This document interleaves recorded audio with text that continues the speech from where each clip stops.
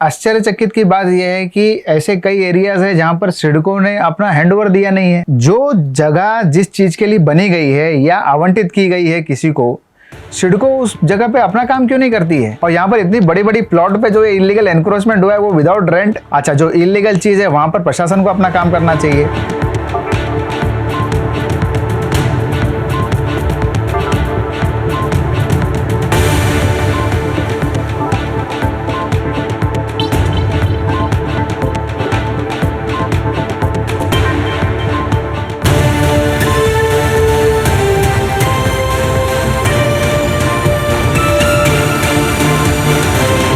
सिडको पनवेल महानगर पालिका, इनका जो झगड़ा है, इस झगड़े में कई ऐसे इलीगल कंस्ट्रक्शंस और इलीगल रूप से कई ऐसे लोकेशन पे लोगों ने कब्जा कर लिया हुआ है। ये आपको एक एग्जांपल दे रहा हूँ। ये आप यहाँ देख सकते हैं, सेक्टर 3 एक खारघर निफ्ट के पास में ये लोकेशन है।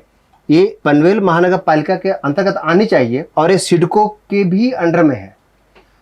अब ये पूरा का पूरा जो इलीगल यहाँ पर ये जो ऊपर कब्जा किया हुआ है, ये ऐसे कई लोकेशन है जहां पर एक कब्जा करके लोग अपना बिजनेस कर रहे हैं। और यहाँ से कई ऐसी खबरें भी आती हैं कि यहाँ पर दारू की बिक्री भी होती है। ऐसी एक खबर आती है, कई ऐसे शिकायतें भी आती हैं कि खारघर के एरिया में जबरदस्ती कितने ऐसे लैंड हैं जहां पर प्रशासन की मिलीभगत से ऐसे आरोप लगाए जाते हैं लोगों द्वारा, खासकर सोशल मीडिया में, कि बिना किसी मिलीभगत के कोई भी एक आम आदमी कैसे उस जमीन पे कब्जा करके अपना बिजनेस कर सकता है। तो क्या एक कानून इनके लिए है या नहीं है। अब इसी पे हमने जब इसके बारे में पड़ताल की तो एक आरटीआई भी इसमें दाखिल हुआ था। हमने जो आरटीआई जिन्होंने दाखिल किया और इसके बारे में जिन्होंने सवाल किया था, और आज वो हमारे साथ में है विश्वजीत उपाध्याय। हमने उनको बुलाया और बोला कि आपने आरटीआई डाला क्यों। तो आज हम इसे पूछेंगे कि तो विश्वजीत, द पब्लिक न्यूज़ 24 आपका स्वागत है। ये एक पूरे के पूरे इन्वेस्टिगेशन में चला पता कि कई ऐसे एरिया हैं, और खासकर मैं इसको जो दिखा रहा हूँ सेक्टर 3, तो आपने भी एक आरटीआई लगाया था। ये आरटीआई क्यों लगाया था? आपने मुझे बुलाया, उसका मैं धन्यवाद करता हूँ। और ये वीडियो आपको मिला, ये भी मैं आश्चर्यचकित हूँ कि मेरी नज़र से पहले आपकी नज़र कैसे पड़ गई।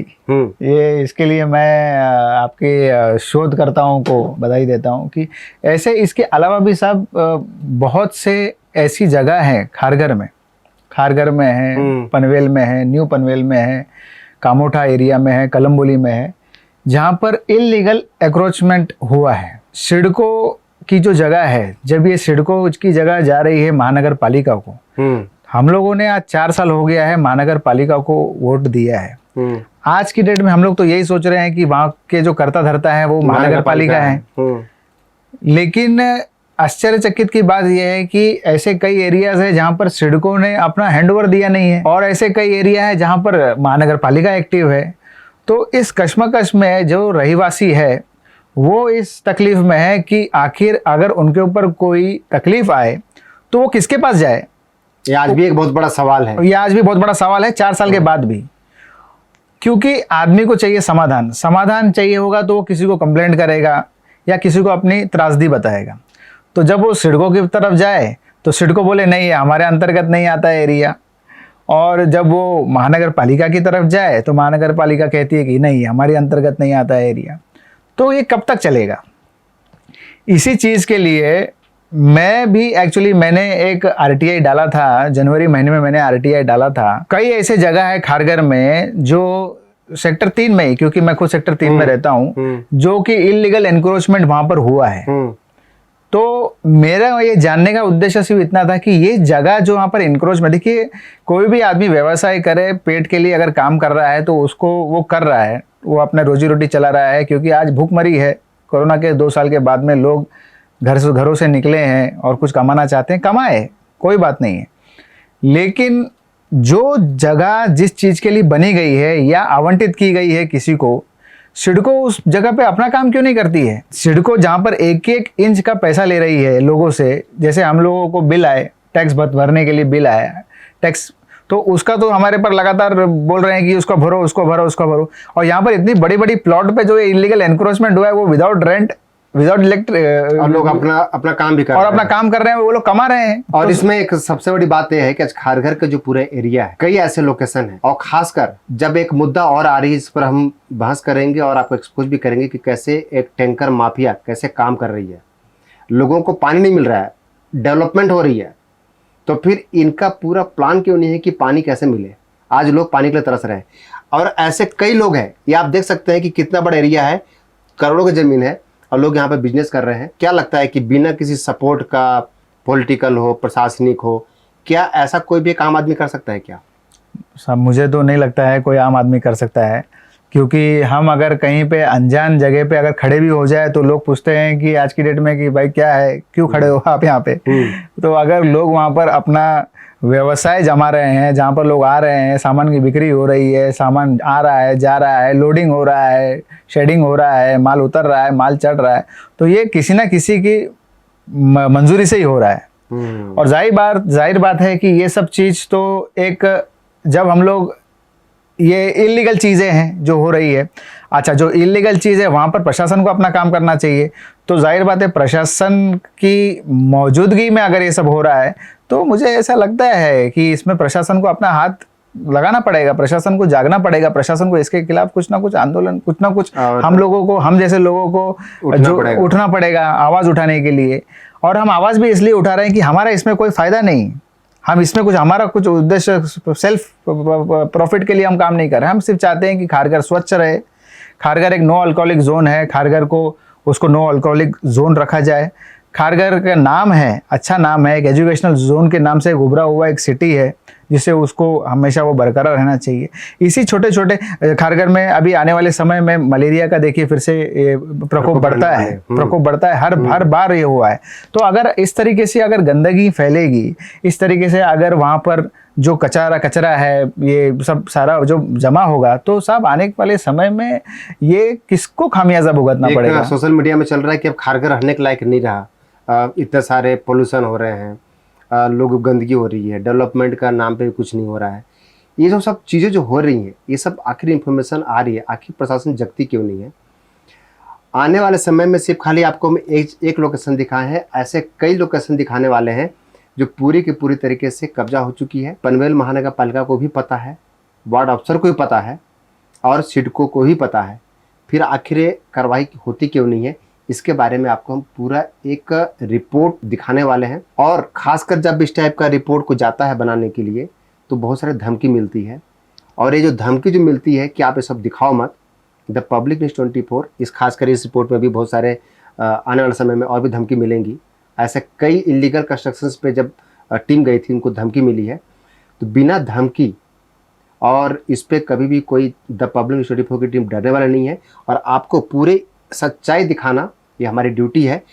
ये जो पूरा आप कंस्ट्रक्शन देखें, कोई भी जाकर देख सकता है कि किस तरीके से यहाँ पर ये पूरा का पूरा, ये जो पूरा एरिया है, जो एजुकेशन इंस्टीट्यूट सामने है, निफ्ट है, यहाँ पर डेंटल कॉलेज है, आयुर्वेदिक कॉलेज है, और उसी एरिया में ये पूरा का पूरा कब्जा कैसे हो गया? क्या इनको परमिशन मिला हुआ है? और ऐसे न जाने कितने ऐसे एरिया हैं जो आपको हम दिखाने वाले हैं कि कैसे सेक्टर 35 से लेकर और सेक्टर 7, सेक्टर 1 और सेक्टर 12, सेक्टर 13 और ऐसे कितने ऐसे एरिया जहाँ पर अभी भी इलीगल तरीके से लोगों ने एक कब्जा करके अपना बिजनेस कर रहे हैं। और एक आम आदमी को न तो पानी मिल रही है, जिन लोगों ने फ्लैट परचेज किया हुआ है उनको पानी के लिए तरसना पड़ रहा है, और वही उसी फ्लैट में कैसे टैंकर इमीडिएटली पानी पहुंचा रही है। क्या ऐसे कितने इलीगल कंस्ट्रक्शंस हो रहे हैं, गंदगियाँ हो रही हैं? आप भी हमें नीचे दिए हुए नंबर पे आप व्हाट्सएप करें, हमें वीडियो बना के भेजें। आपको भी अपनी वॉइस रेज करनी है तो आप हमें मैसेज कर सकते हैं, नंबर पे कॉल कर सकते हैं, और आप हमें अपना एविडेंस भेज सकते हैं, ताकि हम उस एरिया को, खारघर के जो एरिया में जितने भी इलीगल कंस्ट्रक्शन चल रहे हैं, जितने भी इलीगल ऑक्युपाइड हो चुके हैं और जो गंदगी फैलाने में जो काम कर रहे हैं, इनको भी हम एक्सपोज कर पाएँ। आपने जो RTI डाला जी, उस RTI पे मेरा एक सवाल है जी कि पनवेल महानगर पालिका बोलती है कि ये हमारे अंडरग्राउंड नहीं आता जी। वार्ड अफसर, जो मैंने आपका एक RTI का आंसर पढ़ रहा था, तो क्या अभी ये सिडको के पास जाएगी मामला? सर देखिए, ये जब मामला मैंने उठाया मामला ये, तो मुझे वहाँ से पत्र द्वारा बताया गया कि आपकी जो हमें पत्र मिला है और आपका जो प्रॉब्लम है उसे सॉल्व करने के लिए आप पीएमसी ऑफिस में आइए। तो मैं वहाँ पर गया था, तो खारगर के वार्ड अध्यक्ष वो भी आए थे, वहाँ पे वार्ड ऑफिसर आए थे, तो उनको बताया गया, लेकिन उन्होंने ऐसा कहा कि ये उनके अंतर्गत आता नहीं है। लेकिन उनको ये भी बताया गया, कमिश्नर साहब ने, उपायुक्त साहब ने ये भी बताया कि अगर ये आपके अंडर में नहीं आता है, इसका मतलब ये नहीं है कि आप उससे अपना पल्ला झाड़ सकते हैं। आप इसके प्रति आप क्या कर सकते हैं, आप वो भी कीजिए ना। तो उन्होंने कहा कि आप सिडको को, प्रशासन को लेटर लिखिए, एक प्रत, मैंने उनको बोला कि सर एक प्रत मुझे भी दीजिए, एक उसकी कॉपी मुझे भी दीजिए ताकि मैं फॉलोअप कर सकूं। तो अभी वार्ड ऑफिसर को बोला गया है कि वो जो लेटर है वो सिडको को लिखेंगे, एनक्रोचमेंट अथॉरिटी जो उनका सेपरेट डिपार्टमेंट है उनको लिखेंगे, और उसके बाद में वो उनके आगे की कार्रवाई करेंगे। तो मतलब ये मामला जैसे कि हमेशा की तरह अभी एक होता पल्ले है, से साहब, हाँ, एक यहाँ से वहाँ जाएगा, एक पल्ले से दूसरे और फिर पल्ले वहां से में जाएगा जी। और इस चक्कर में ये पूरा गेम चलते रहेगा। लेकिन उम्मीद है सर, उम्मीद है कि सिडको प्रशासन भी जागेगा, और महानगर पालिका के लोगों ने जो शुरुआती तौर पे मेरे को मदद किया है, मेरे को उम्मीद है कि सिडको प्रशासन इस पे संज्ञान लेगा। और खारगर में यही जगह नहीं, खारगर में जितनी भी जगह हैं, खारगर इतना बड़ा सेक्टर है, एक स्वच्छ और इतना सुंदर सिटी है, उस सुंदर सिटी को बरकरार रखने में सिडको अपना पूरी तरीके से योगदान देगा। चलिए इसी विश्वास और होप के साथ आपको हम नेक्स्ट जो इनक्रोचमेंट और जो इलीगल कंस्ट्रक्शन चल रहे हैं इसके बारे में आपको बताएंगे। लेकिन इसके बारे में जो नेक्स्ट सिडको क्या करने वाली है, ये पूरी अपडेट भी आपको बताने वाले कि आखिर ये कंस्ट्रक्शंस और जो इस टाइप का जो इलीगल जो बांध काम जो होते हैं आखिर ये कब रुकेगा, इसके जिम्मेदार कौन है, इसकी जवाबदारी कौन लेगा। और ये पनवेल महानगर पालिका इसे अपना पीछा नहीं छुड़ा सकती। यदि उनके अंतर्गत में आता है, यदि वार्ड अफसर के अंतर्गत में आता है, उनको चलता है पता, तो आखिर उन्होंने इसके ऊपर लेटर पहले क्यों लिखा। यदि सिडको के पास था तो क्या उन्होंने अपने से सिडको को लेटर लिखा, और यदि सिडको के अंतर्गत आता है तो सिडको ने कार्रवाई क्यों नहीं की, एक बड़ा सवाल है। बने रहिए द पब्लिक न्यूज़ 24 के साथ।